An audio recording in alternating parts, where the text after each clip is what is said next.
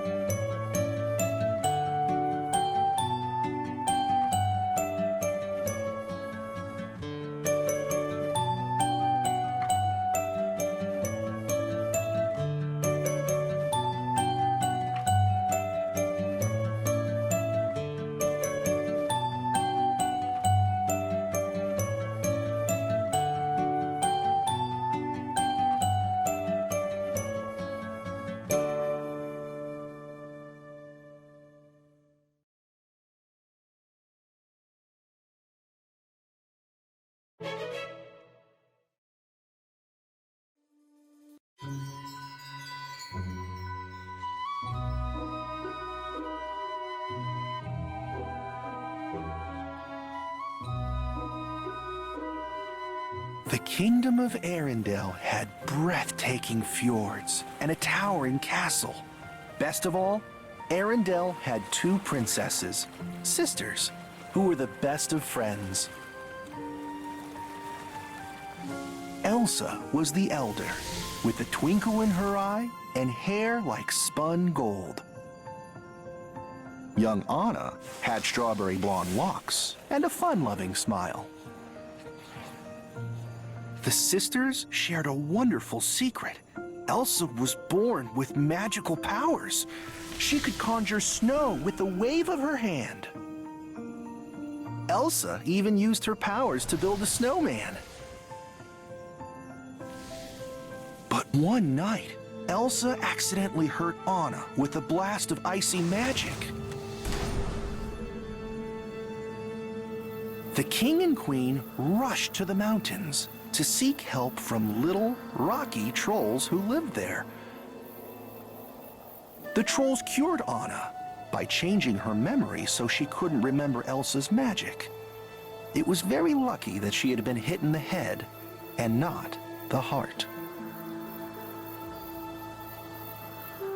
The head can be persuaded, said Grandpappy, the wisest of the trolls. The heart was another matter. Grandpappy warned the king and queen that Elsa's power would grow stronger. Fear, he said, will be her enemy. In order to keep Elsa's gift a secret, the king and queen built high walls around the castle and never let anyone inside. Elsa tried to ignore her powers, but it is very hard to ignore a part of yourself. Whenever Elsa had strong feelings, her magic would spill out. Elsa was afraid to hurt her sister, so she stopped playing with Anna. Then, tragically, the king and queen were lost at sea. Still, Elsa kept to herself. Anna grew very lonely. Years passed, and the time came for Elsa to be crowned Queen of Arendelle. For just one day, the castle gates would be opened. Anna had never been more excited. I wish it could be like this all the time. Elsa knew it would be harder than ever to hide her feelings. and her powers. That night, at the coronation ball, Anna danced for hours with handsome Prince Hans from the Southern Isles. It seemed they had everything in common. Because the gates were open for one day only, Hans and Anna had just one chance to be together. Hans knew it was crazy, but he asked Anna to marry him. Anna made the exciting choice. Yes! But Elsa would not give them her blessing. You can't marry a man you just met. Anna couldn't believe it. Why would her sister stand in the way of her happiness? "Why do you shut me out?" cried Anna. "What are you so afraid of?" Anna's words were more than she could bear. She turned to Anna and cried, "Enough!" But it was too late. Elsa's power burst forth in a jagged spray of ice. Everyone stared. Elsa's secret was out. Desperate and afraid, Elsa did the only thing she could do. She fled, leaving a raging winter storm in her wake. But as Elsa reached the mountains, something unexpected happened. Elsa had lived in fear of her power for most of her life. Now that the secret was out, she began to feel relief. Out here, alone, she could finally express herself. Elsa conjured a wondrous ice palace that soared above the mountain peak. For the first time ever, Elsa was free to let it go, and she created a masterpiece. But Anna felt horrible for driving Elsa away. Worse, Elsa's powers had caused a deep freeze in the middle of summer. "I'll make this right," said Anna. She placed Hans in charge, mounted her horse, and raced after Elsa.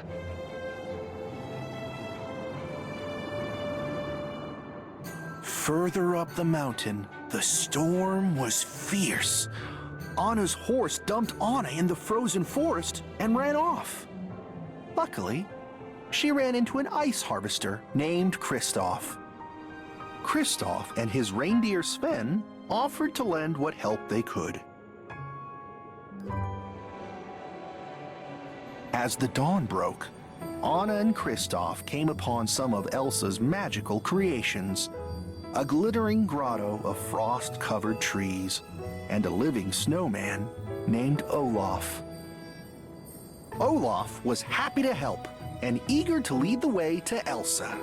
"Come on!" At the castle, Hans was shocked when Anna's horse returned without her.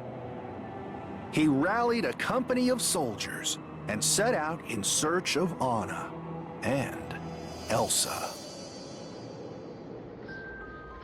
Olaf led Anna and Kristoff to Elsa's amazing ice palace. "Now that's ice," said Kristoff. Cautiously, Anna approached Elsa and described the terrible storm in Arendelle. "It's okay," Anna told her. "You can just unfreeze it." Elsa looked worried. "I don't know how." Anna wanted Elsa to come home, but Elsa was terrified that she would hurt someone. Once again, the sisters argued, and again, Elsa lost control. An icy wave burst from her body and struck Anna squarely in the chest. Kristoff tried to pull Anna to safety, but Anna wouldn't back down. "I'm not leaving without you," she told Elsa. Elsa knew Anna wasn't safe around her, so she created a huge snow monster to chase Anna and her friends away. With no other choice, Anna and her friends leapt off the edge of a tall cliff and rolled safely into the fluffy snow below. But their worries were just beginning. Anna's hair was turning white, and a deadly chill was spreading through her. Elsa's magic had struck Anna's heart. If it was not reversed, Anna would freeze forever. Grandpappy sighed. Only an act of true love can thaw a frozen heart. Anna loved Hans. Maybe a kiss from him would save her. They hurried back to Arendelle. Time was short, and Kristoff was scared. He couldn't bear the thought of losing Anna. Meanwhile, Hans and his soldiers attacked Elsa's ice palace. "Queen Elsa!" Hans cried out to her. "Don't be the monster they fear you are!"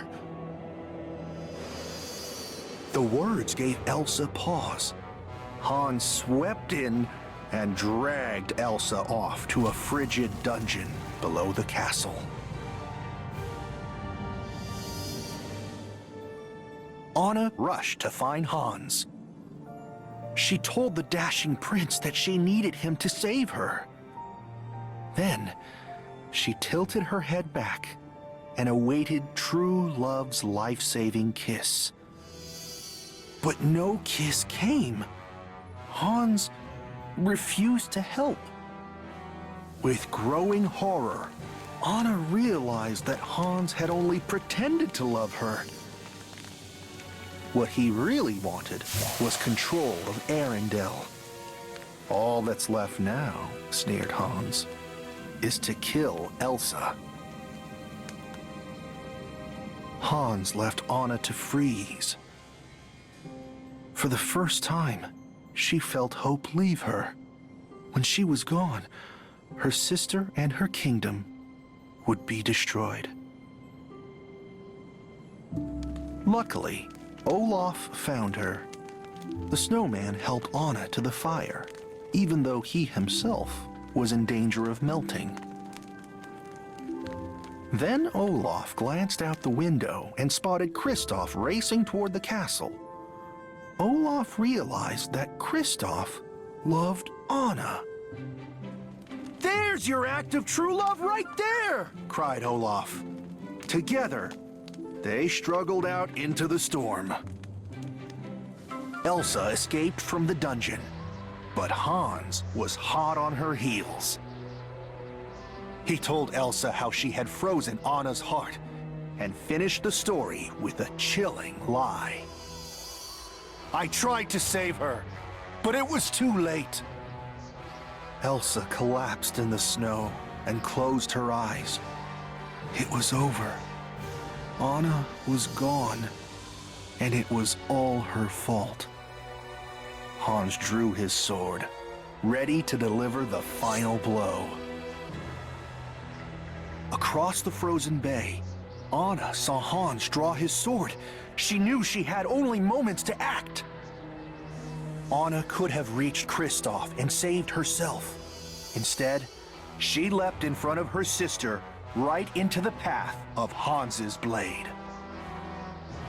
Crash! The sword shattered uselessly across Anna's frozen arm. Anna had saved her sister, but she had sacrificed herself. "Oh, Anna!" cried Elsa. "No! Please, no!" As the wind whistled solemnly across the bay, Elsa wept. And slowly, Anna began to thaw. Warm with life once more, Anna's arms closed around Elsa, and the two sisters hugged.